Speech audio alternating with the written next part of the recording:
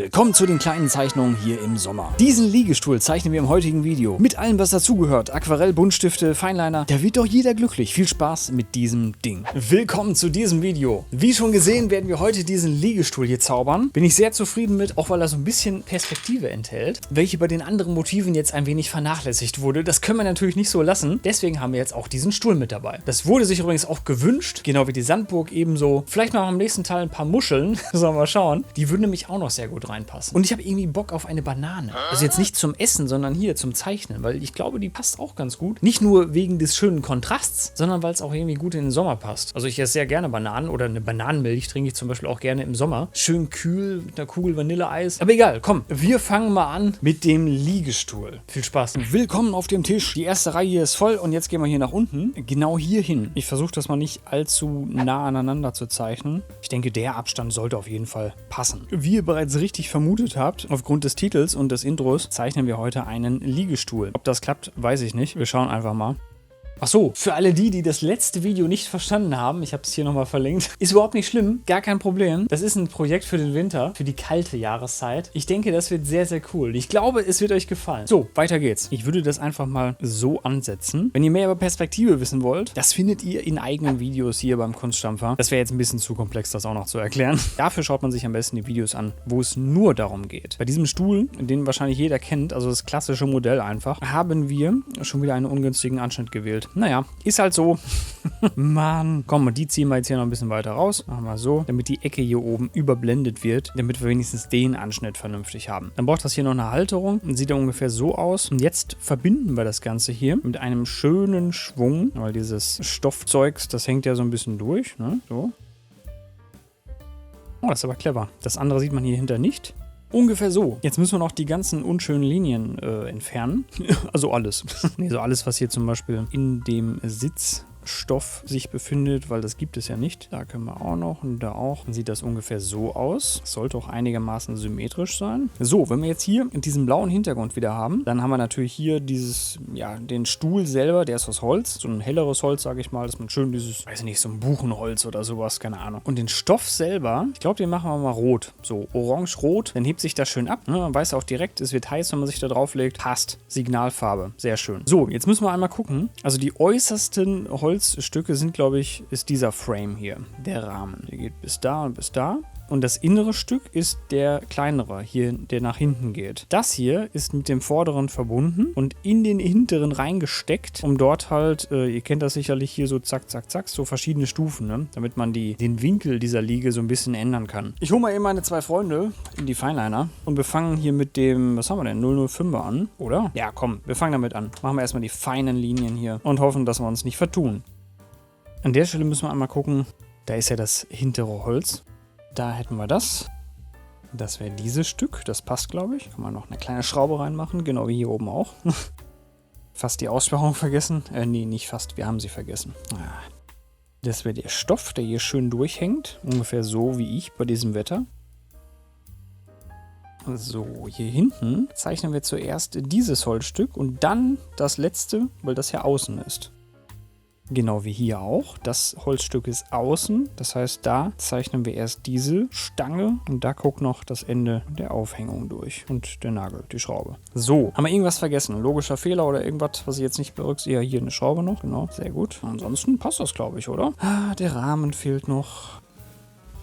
So, jetzt könnte man hier noch mit Schatten arbeiten oder irgendwas anderes, aber ganz ehrlich, das passt schon so. Es sind ja auch schnelle Zeichnungen. Einmal föhnen, einmal radieren. Sauber. Jetzt gehen wir noch mit dem 04er hier rein und fügen noch ein paar Akzente ein. Das hier oben hat so einen leichten Bogen, sehe ich gerade. Aber gut, das ist ja eine schnelle Zeichnung. So, nochmal föhnen. Und jetzt schnappen wir uns die Farben. Ich würde, glaube ich, fast mit dem Stoff hier beginnen. So, dann haue ich jetzt hier mal so ein Orange rein. Also orange-rot ist es ja fast. Hier oben kommt Orange rein. So. Und hier unten, da geht es mehr ins Rötliche. Keinen Bereich vergessen, auch hier drunter, fein gestupft. Kann man noch so einen ganz dunklen nehmen, da können wir hier noch so ein paar Akzente reinbringen. Ungefähr so, würde ich sagen. Komm, das lassen wir so, das ist gut. Ich fülle mal vorsichtig. Das sieht dann so aus. Und wir warten auch nicht lange und gehen hier direkt mit einem holzigen Ton rein. Ungefähr so. Das lasse ich jetzt einmal richtig trocknen und dann geht's an den Hintergrund. So, willkommen zurück und direkt hier mit dem Wasser in den Hintergrund. Da muss ich gleich auch nochmal richtig trocknen, weil das ist halt immer klitschnass. Ich habe das jetzt auch dieses Mal nicht abgeklebt oder so. Die Zeichnung ist frei verschiebbar. Sehen wir auch direkt mal einen Unterschied von wegen, was passiert, wenn man die Zeichnung nicht abklebt oder festklebt.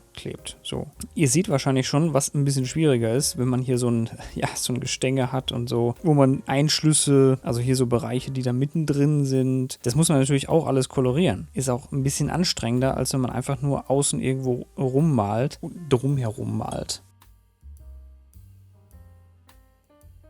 So, aber im Ganzen hat das doch erstmal soweit funktioniert. Jetzt muss man nur gucken, die ganzen Linien hier schön verschlichten, also die Strukturen, die sich so ergeben haben, dass die wirklich weich getupft sind. Aber ich glaube, das haut so hin. So, jetzt der große Moment des Föhnens. Dauert ein bisschen.